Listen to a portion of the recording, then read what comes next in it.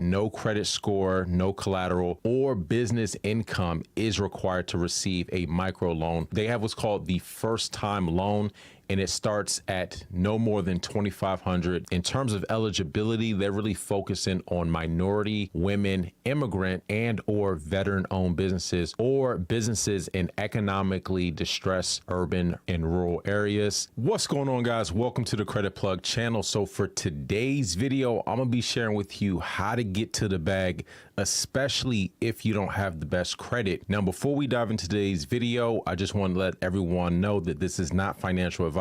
This is for informational purposes only. I wanted to introduce you guys to the Bank of America Access to Capital Directory for Black entrepreneurs. Now, you don't necessarily have to be Black to get funding from these different funding sources, but they've kind of curated this database to help Black entrepreneurs learn about different funding sources, including debt and equity. So it's a combination of equity, loans, as well as grant programs. Now, this is a directory, I would say mostly of CDFIs, but just to kind of give you guys some perspective on the types of funding sources that are available. So of course you have community development financial institutions, CDFIs. So these are generally going to be nonprofit lenders. And a lot of people don't know that CDFIs usually are going to have much easier underwriting criteria than if you were go to a major bank or a regional bank. So oftentimes, you know, they'll work with you to get you funded, especially for startup businesses. Now, the trade-off I would say with utilizing CDFIs is that most of them are not tech enabled, right? So if you're looking for these fast, quick, instant decisions, then, you know, it's usually not going to happen at a CDFI, right? They're going to manually review every application. But if you don't have the, you know, longest track record in business, or if you don't have all the financials and profit on paper and high credit scores, a CDFI is definitely a great choice. They also have venture capital and angel investors. So this is usually going to be an equity investment, right? So the difference between equity and debt, so taking out loans, lines of credit, that's an example of debt. You're not giving up equity or share of the ownership in your business. But with venture capital, this is a form of a private investment, and usually is going to be equity, right? And so there are some benefits to equity versus debt, because with equity investments, you're not necessarily repaying that back, right? But the trade-off is that you do give up some upside in the future valuation of your company. There's also grants, which, you know, are going to come from governments, different foundations, as well as other corporations. You do not have to repay the grant. There's also loan funds. So this could be secured or unsecured term loans or lines of credit from non-bank corporations, investment funds, and other non-bank institutions. And then you have crowd funds. So crowd funds, as the name suggests, is going to be money that's raised from a pool of investors. This could be accredited investors, non-accredited investors, basically a community of people putting money into these different pools to be able to help fund these different businesses. For the purpose of this video, I'm going to focus mostly on the CDFIs because I feel like that's where you're going to get the most amount of funding. So first up on the list I wanted to review is called Gine America, right? So this is going to be specifically catered, as you can see, to low-income women founders, underserved founders, as well as just women founders in general. And what they're really specializing in is this $2,500 starter microloan, right? So just to give you sort of a background of Gine America, again, this is a nonprofit organization, and really they want to empower women entrepreneurs, underserved entrepreneurs. They specifically have this microloan. So let's just go over this real quick in terms of, you know, how to qualify for this. They have what's called the first time loan, and it starts at no more than $2,500, and it's for members in good standing. They can receive larger loans after 6 months. And another great thing is that no credit score, no collateral, or business income is required to receive a microloan from Gine America. So definitely, great option. Now, some of the other criteria, you do have to live near one of the Gine America locations across the United States. So right here it says form a group of 4 other women entrepreneurs in your community that you know and trust. If you already have a group, you could be referred by one of the existing members to join the group. All program members must be near a branch location within a 15-mile radius. And right down here, they have some of the different locations, including New York, San Jose, California, Oakland, Chicago, Charlotte. You have Connecticut, Miami, Florida, Atlanta, Georgia. I know we got a lot of subscribers there. Austin, Texas. So, they have representation in a handful of major cities throughout the United States. So you could definitely check this one out. You can browse the full directory. They have it in alphabetical order. So you basically can just go through here. If anyone is interested in exploring this, I'll drop a link in the description of the video.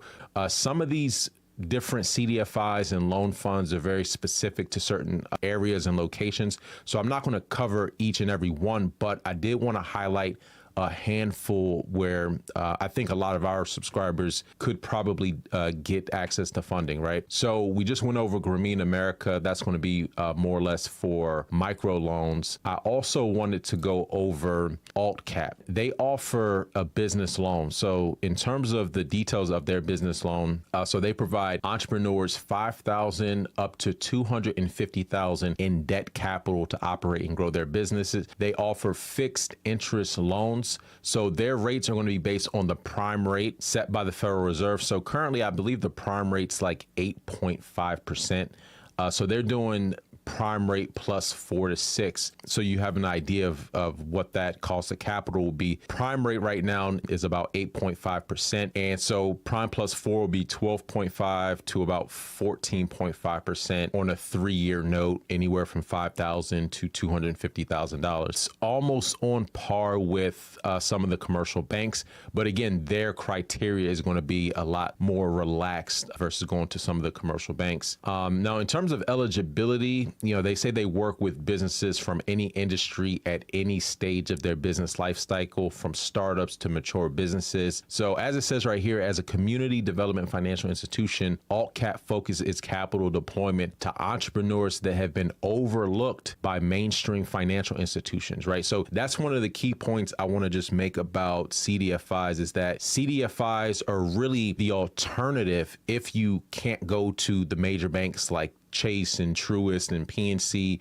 all these major banks where you need to have prime credit, you need to have paperwork and so forth to get these business loans and lines of credit. CDFIs are going to be the alternative. So if you're unable to go to these major banks, the CDFIs are definitely a great option. Now, in terms of the locations where they serve, so again, this is another example of sort of a limited footprint in terms of the businesses that they serve. So AltCap currently serves Colorado, Kansas, Missouri, Nebraska, and Texas. So I know we have a lot of subscribers from Texas, so this is definitely one that you can check out. And right here, they said their affiliate partner, AltCap California, provides services in California. Now, in terms of the required documents, to apply for a business loan, you're going to need 2 forms of ID. You're going to also need a business plan if the business is under 1 year in operation. Of course, you're going to need your EIN, tax ID number, articles of organization, certificate of good standing, operating agreement, business insurance. These are all the basic things I always talk about in terms of bare minimum documents to have when you're going for funding, right?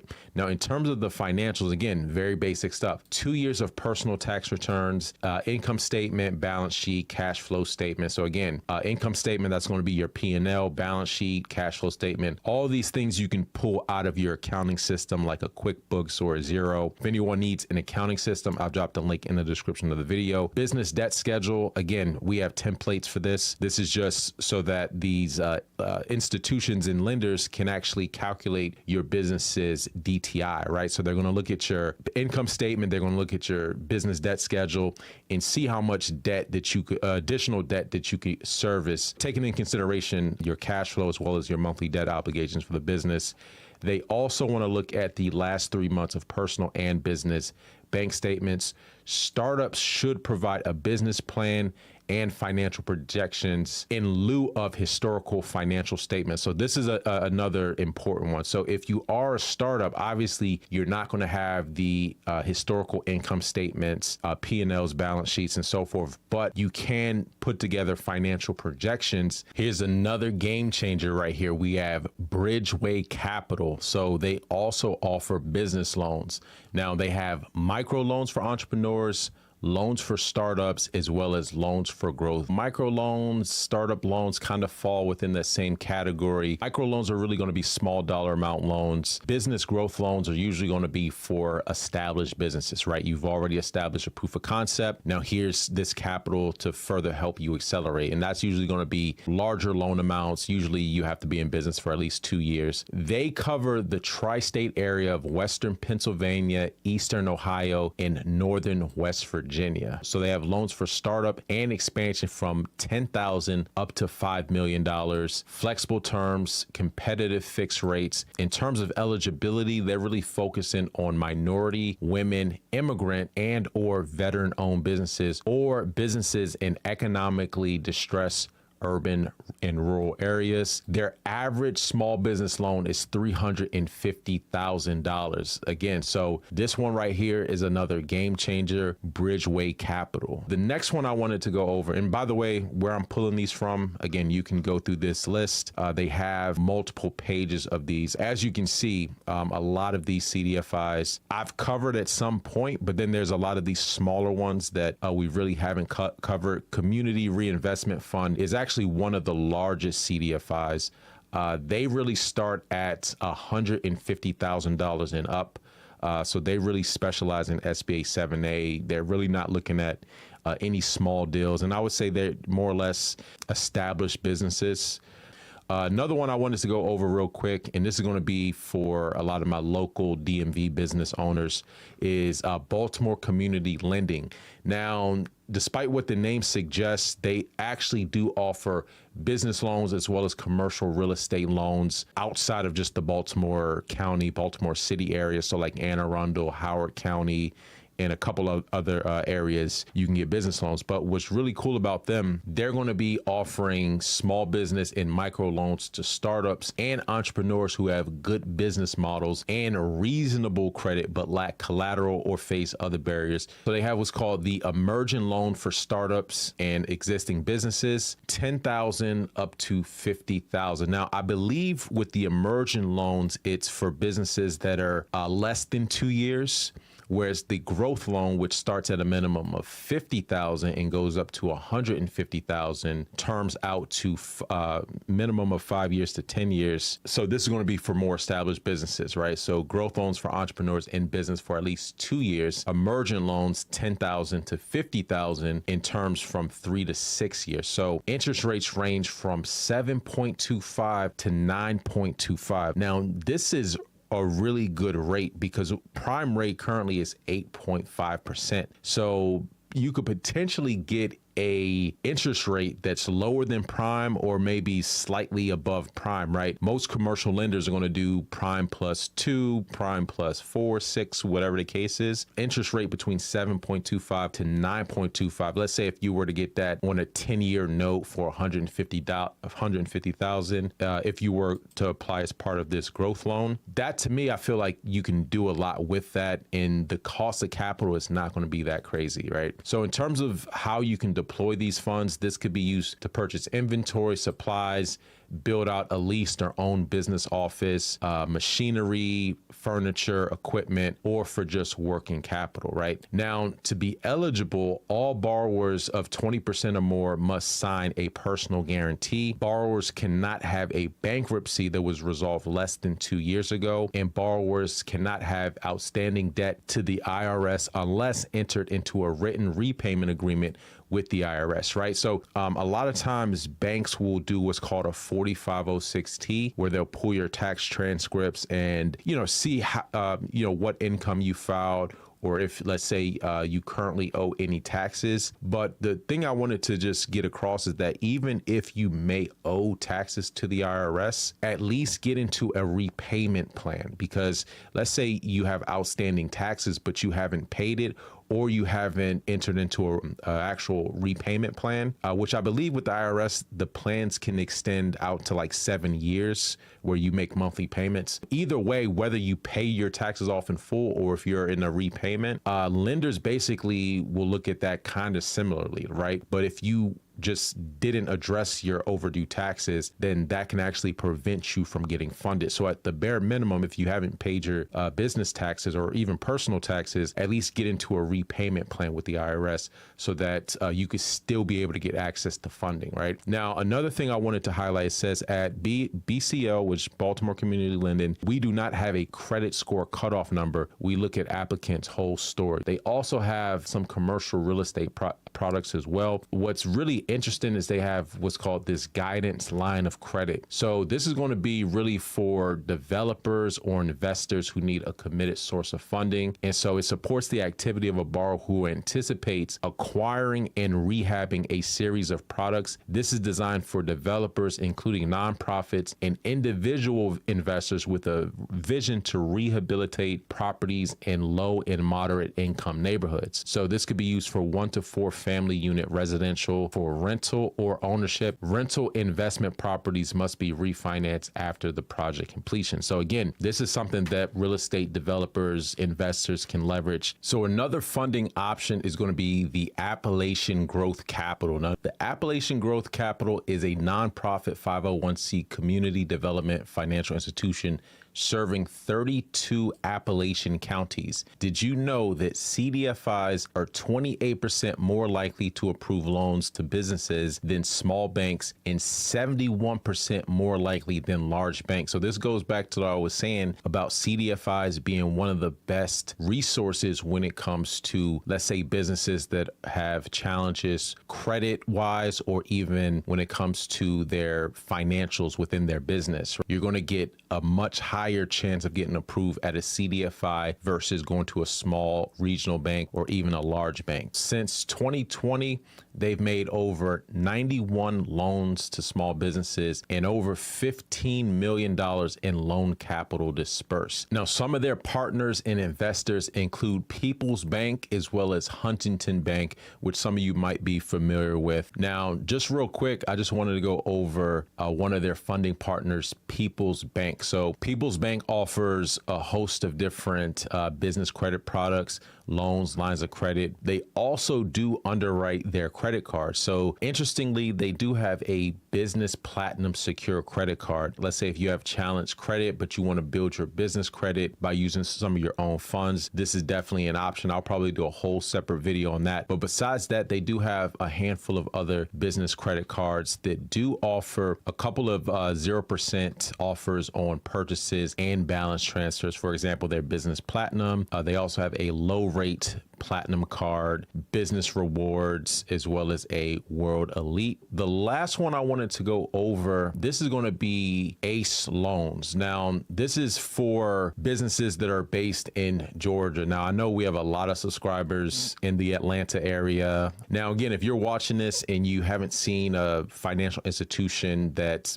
fits within your geographic area, don't worry, because the list that they provide in this directory literally has, dozens and dozens of different CDFIs. They have venture capital. They have different loan funds. So I wouldn't worry about it. Again, we're not going to cover all of this in this video, but I just wanted to give you guys a couple of examples. Now, going back to a small business loan. So they offer what's called micro loans, right? So micro loans are usually going to be like, let's say, loans under $50,000. Theirs range from $15,000 to $50,000, right? And in terms of the loan eligibility, this is going to be for businesses that are registered for at least 2 years in operation, must be a Georgia-based for-profit enterprise, active Secretary of State filing.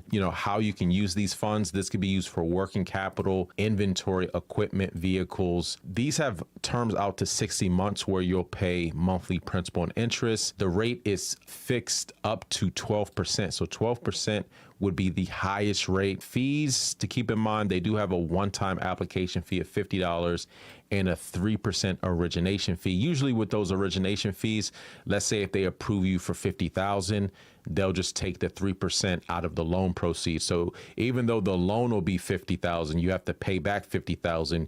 You're really only going to receive, let's say, 48,500 or whatever that 3% fee is of the loan. Now, in terms of required documents, here's one thing I do want to just lay out, because depending on the time of the year that you apply for funding, there may be different considerations in terms of the paperwork that you will need, right?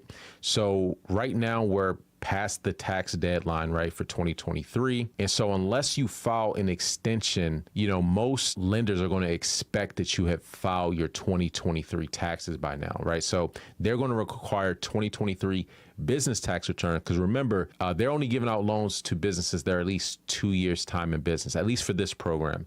So 2023 business taxes, and right here says, if not filed, please provide an extension, a copy of the extension in the 2023 year-end balance sheet and profit and loss statement. So this is very important. So if you did not file 2023, they want to see proof that you filed an extension, but you can provide your 2023 year-end balance sheet and profit and loss statement. So essentially, if you have an accounting software like a QuickBooks or a Xero, you can just download that information and provide that, because at the end of the day, like what's on your profit and loss statement, that's basically most of the information that is going to be utilized to prepare your business tax returns. Obviously, there's more considerations, deductions, depreciation, and things like that. At least with the P&L, they could at least get a sense of how much money came in and how much money left out and what was left over in terms of your net profit. So even if maybe you didn't file your taxes, in a lot of cases, again, depending on when you file your taxes and if you file an extension or not, a lot of banks and lenders will take your previous year P&L and balance sheet into consideration. Let's say if you filed an extension and you don't have your previous year's taxes prepared. Other thing they're going to want, since we are in 2024, we're in the third quarter, they're going to want a year-to-date balance sheet, profit and loss statement. Again, no problem. If you have your accounting system already set up, you can just download. I'll provide a link in the description of the video if anyone's interested in exploring this a little bit more. As you can see, they have 39 pages of different funding sources. And again, this is a curated database that Bank of America had put together. And this was the Bank of America Access to Capital Directory for Black Entrepreneurs. Now, even though that's how they kind of, came about with this, that doesn't mean that you have to be Black in order to, get in contact with some of these institutions and get access to funding. It's going to be pretty much open to everyone. The other thing I did want to just let you guys know is that a lot of CDFIs are going to be regional in scope. There are a handful of nationwide CDFIs like Action Impact Fund. You also have a Community Reinvestment Fund, which are going to be more nationwide. But for the most part, a lot of them might just be within certain regions or certain states. So, to find ones where it's going to be applicable to you, you might have to do a little bit of research. But let me know down in the comments section, like what states, what areas do you guys want me to cover in terms of some of these CDFI resources? I try to give you examples just of CDFIs on different parts of the United States. And again, if anyone is interested in checking out any of these resources, I've pinned a link in the description of the video. That's all for today. Until next time, take it easy, and we'll talk to you soon.